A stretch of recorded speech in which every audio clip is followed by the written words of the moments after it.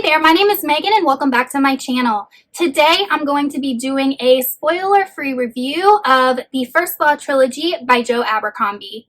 The books in this trilogy include The Blade Itself, Before They Are Hanged, and Last Argument of Kings. The First Law Trilogy is an adult grimdark fantasy by Joe Abercrombie. If you're not familiar with what grimdark fantasy is, it is a subgenre of fantasy where the tone of the book is particularly bleak, depressing, and violent. So for this review, I'm going to start off by giving a brief summary of the trilogy, then I'm going to go into things that I liked about the books, and then I'm going to go into things that I didn't like so much. I'm going to go ahead and start with the characters of this book. So just like most epic fantasy, this is a multi-perspective book, and the main characters that we have are Logan Ninefingers. Logan Ninefingers is a man from the north, and he is known to be especially brutal and violent. He has a reputation of just being this merciless killer, and he ends up fleeing the north because he doesn't agree with the king who has taken the throne and is trying to invade these other countries. Throughout the book, Logan Ninefingers is constantly in a state of inner turmoil. He keeps telling himself that he wants to change. He doesn't want to be as brutal and violent. So we as the reader get to see if he achieves these desired changes in himself as a person. We also follow a man named Colum West, and West is a commoner who has joined the army of the main country. I think it's pronounced Adwa or Adwa, and he has risen into the ranks and he has become a very kind of influential military person, and he does get promoted in his military position throughout this trilogy. Then we follow one of the only female characters, and her name is Pharaoh, and Pharaoh is a slave from the south, and she has escaped slavery and wants to seek vengeance on the people that enslaved her. Next, we follow Jazal, and Jazal is a nobleman who is a captain in the military of Adwa, and he is very arrogant and very selfish and kind of one of those like pretty boys, and he really doesn't think about anybody other than himself. Next, we follow the Dogman, and the Dogman used to run in the same group as Logan Ninefingers, so he is a Northman and he's very savage-like, and all he thinks about is fighting and war, and he's constantly traveling with his band of other Northmen who are seeking out violence. And lastly, we follow Glauca, and Glauca definitely has an interesting premise because he was a very, very popular, good-looking, charming military man, and he ended up getting captured by the enemy during a war, and he was tortured and then released, and now he is a cripple, and he joined his king's inquisition, so now he goes around torturing people for answers and doing the exact same thing that was done to him. I kind of want to give a brief summary of each book without spoilers so you kind of know how the plot progresses throughout the First Law Trilogy. So the first book is a lot of exposition. I can honestly say that the entire book is set up as an exposition. If you're looking at the plot development, all we really do is get introduced to the characters, and we really, really delve into their backstories, into the way that they think, into the way that their present and past experiences have shaped them as people. And there really isn't a lot of plot introduced. We are introduced to some political machinations with regards to the Inquisition aspect of the government. We are introduced to the enemy and the two kingdoms that are eventually going to invade Adwa. So it is a very slow-moving plot, and it is mostly us getting background information. If I had just read The Blade Itself without having heard that the second book picks up the plot and the third book picks up the plot, I probably would have stopped at that book because it seems as though there is no plot until you get to the exact end of the book. And it does have a very good cliffhanger that does promise that more will come in book 2. Now in book 1, we are introduced to a mage named Baez, and Baez is a very prevalent figure in the book. We just do not get his perspective. In book 2, we have our traditional trope of a quest, which I absolutely love. That is one of my favorite fantasy tropes, but the main part of this book focuses on Baez as he takes Logan Ninefingers and Jazal and Pharaoh and his apprentice Quai and a navigator to travel to the other side of the world in hopes of finding this crystal that can be used as a weapon of war against Adwa's enemies. In book 2, we get a lot more explanation of the history of this world, and we get to know Magnus Baez more because we learn about his history and his backstory and how he contributed to past wars and how he became a immortal mage and who trained him and the other mages that he deals with and who's still around. So we do get to delve a little bit more into the, I guess, fantasy aspects of this world. And lastly, we have book 3, and book 3 is the huge climax. It is mostly war. war. It is mostly battles, and it is the book where the most magic is seen in the entire trilogy. We do have displays of magic and the lore that Magnus Baez was talking about in books 1 and 2. It comes to fruition and we get to see more of that, but book 3 is definitely battle heavy and fighting heavy. So first I'm going to talk about the things that I liked in this trilogy, and I would say the main thing that I liked was the characterization. Joe Abercrombie has created some absolutely amazing characters with regards to how real they are to the reader. Their characterization, their character traits, the way that we read their internal monologue, the way that they make decisions, what motivates them, how he explains and shows how their pasts have shaped them as people currently is probably one of the best that I have ever read in fantasy.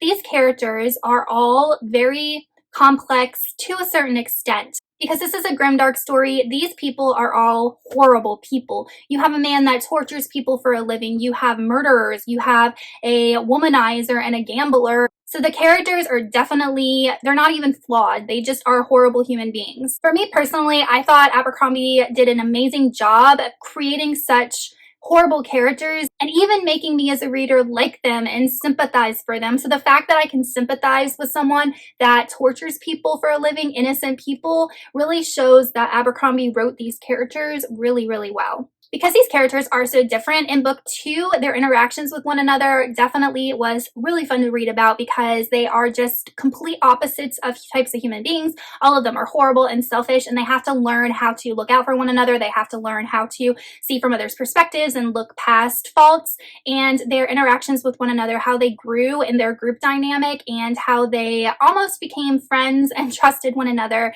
was really, really fun to read about. That was definitely my favorite part of book 2, and even the dialogue between them and the banter that kind of happened at some points was a lot of fun to read about. So the group dynamic, even though it isn't consistent throughout the whole book, was definitely my favorite part, and that is mostly in book 2.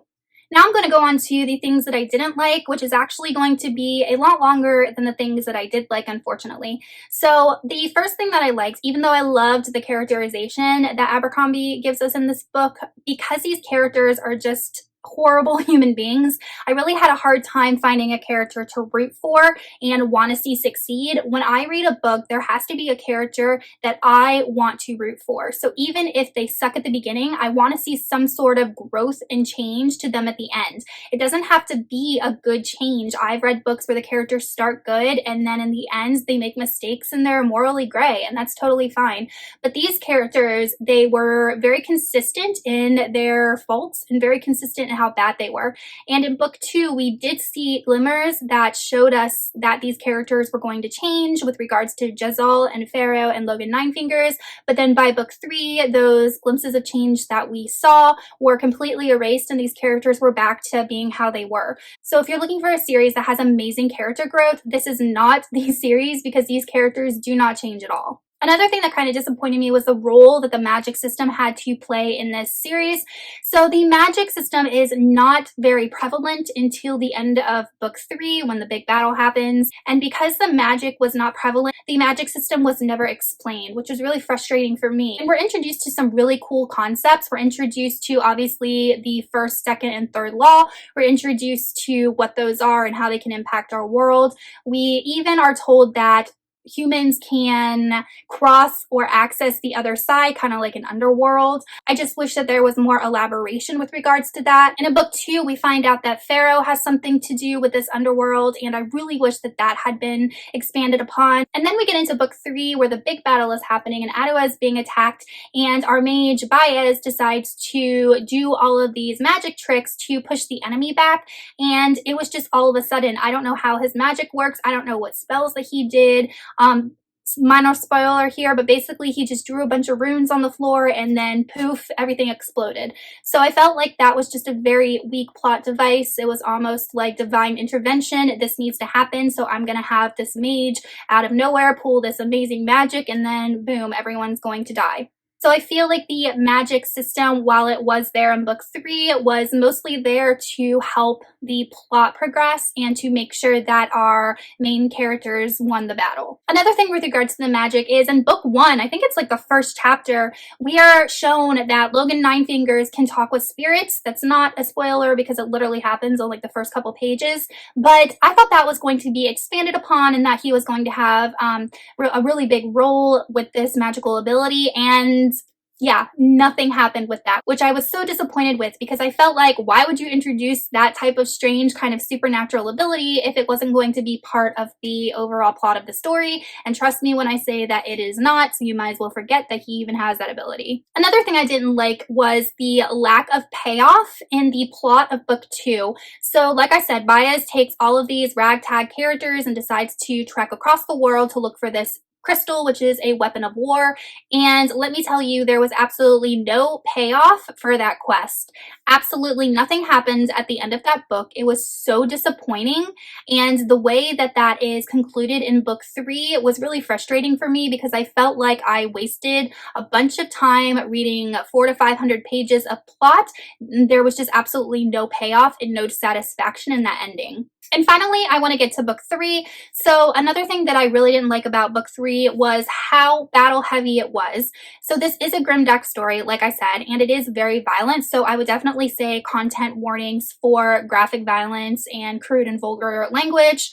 And in book 3, I think the last, I would say 200 pages maybe, was non-stop violence and non-stop fighting and graphic violence. There was a scene where Inquisitor Glocka tortures a man, and it is quite graphic, and I actually had to stop reading this book for a while and pick up a contemporary romance because it was just making me a little kind of depressed. So just be wary that there is a lot of graphic violence in this whole series, but book 3 definitely is the most in my personal opinion. So if that's something that bothers you, you might want to pace it out slowly. So those are the main things about this trilogy that I didn't like. So all in all, I gave this series total 3.5 out of 5 stars.